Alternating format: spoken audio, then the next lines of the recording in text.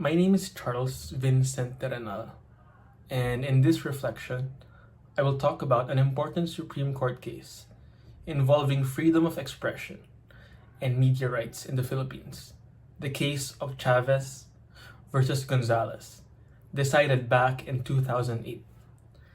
If you have ever wondered how far the government can go in controlling what the media reports, or whether the government can threaten news networks for airing controversial content, this case will answer your question.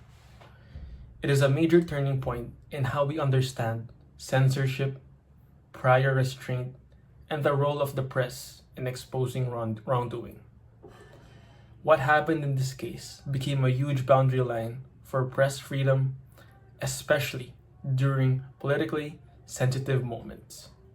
So in this reflection, I'm going to walk through what the case is about, the facts, the issues, the Supreme Court ruling, and the personal takeaways that I have learned to connect modern times where everything can be recorded, shared, and uploaded instantly on the World Wide Web. So let's get into it. What is this case all about? The case revolves around one central question. Can the government threaten the media to stop them from broadcasting controversial recordings? So back in 2005, the Philippines was shaken by the Hello Garci scandal. Audio recordings came out that allegedly captured a conversation between the President Gloria Macapagal Arroyo and COMELEC Commissioner Virgilio Garcilaso during the 2004 election period. The implication was explosive, suggesting possible manipulation of election results. Naturally, the media wanted to report on it because it was such a huge national issue.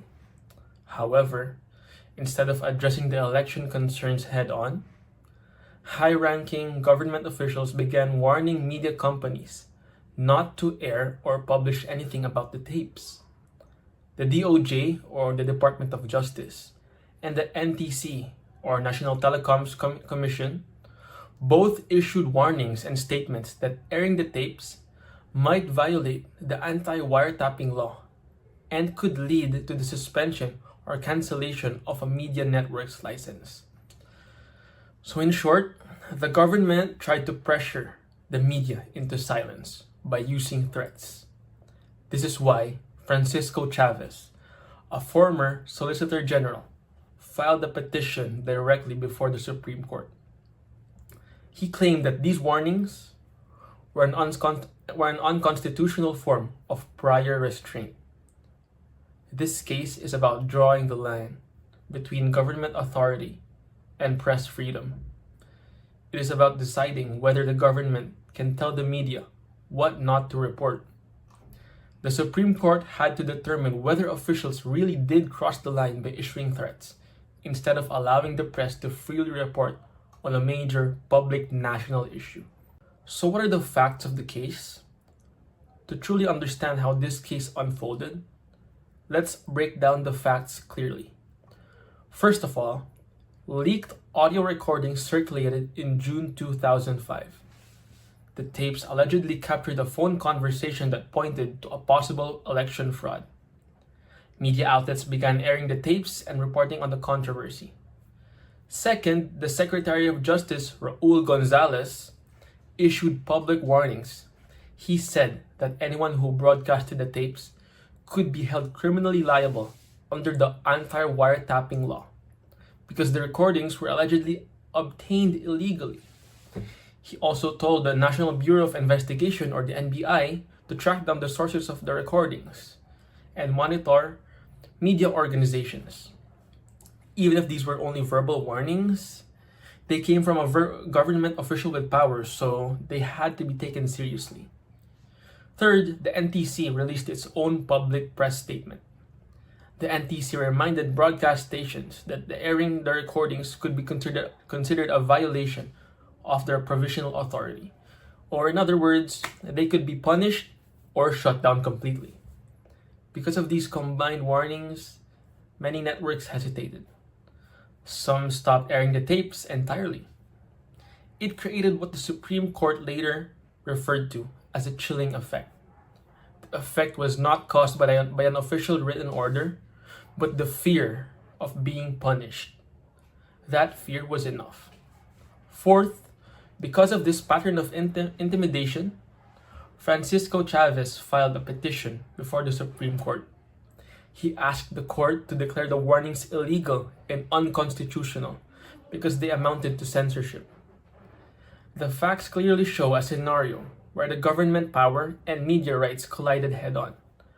Even though there was no physical force or written directive, the chilling effect of the warnings was real.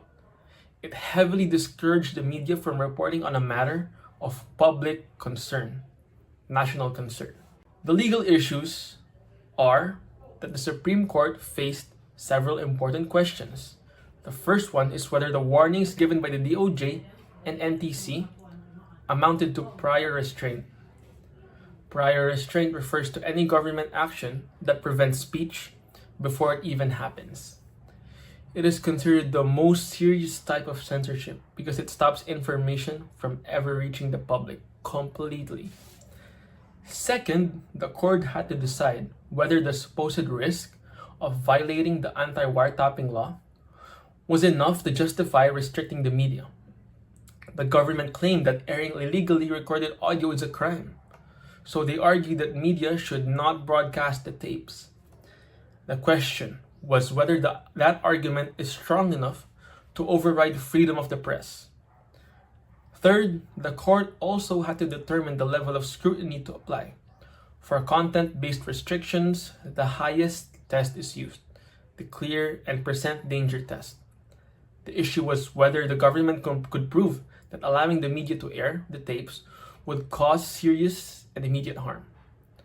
Fourth, the court also needed to address if broadcast media had lower level of protection compared to print media because of the nature of airwaves and public regulation.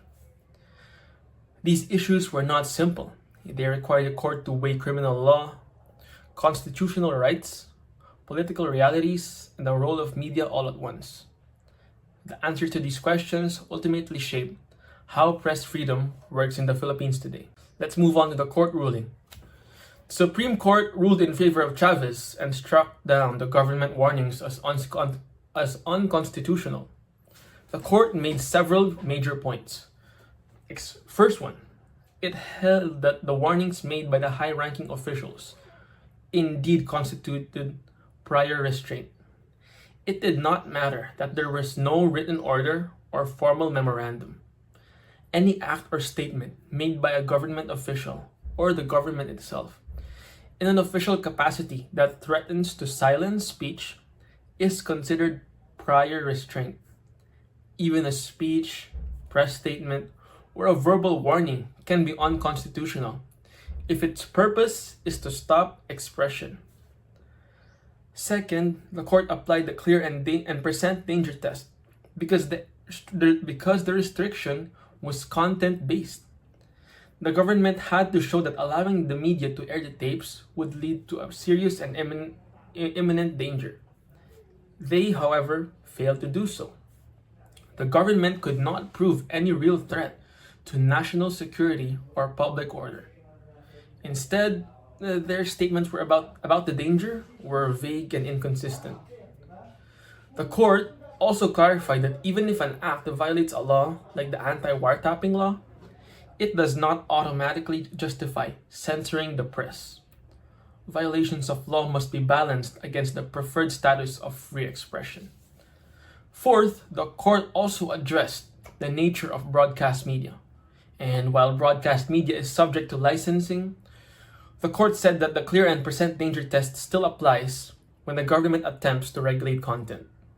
The preferred status of free speech does not disappear just because the platform is radio or television. To sum it all up, the Supreme Court protected the press and declared the threats coming from the government cannot silence legitimate reporting, especially on matters of public importance. For me, this case highlights several important lessons, especially in our modern digital age.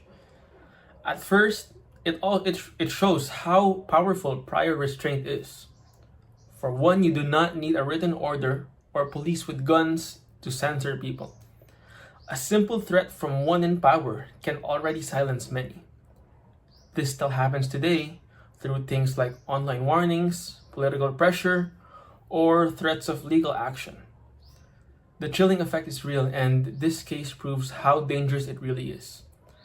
Second, the decision reminds us that the media is not just another business.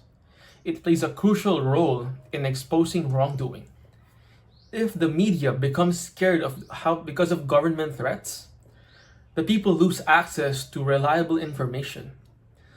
That is why the Supreme Court recognized that the press serves as the public's guardian. Third, this case applies strongly to our generation. We live in a time of screenshots, recordings, viral posts, and instant sharing. Politicians and government officials still get caught on record to this day, and it's very common, and some of them still want to hide behind the technicalities of the law. The principles in Chavez versus Gonzales tell us that the truth and public interest matter more than intimidation. Fourth, the case makes me reflect on how dangerous it is when government uses laws as weapons to silence criticism. Even if the anti-wiretapping law is real, it should not be used like that to cover up wrongdoing.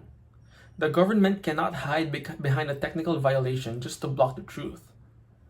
And the final takeaway for me is, freedom of expression exists to protect the uncomfy truths. It protects speech that is inconvenient, embarrassing, or controversial. If freedom were only for the harmless and safe ideas, that would not be freedom at all. That's all from me, and thank you for listening.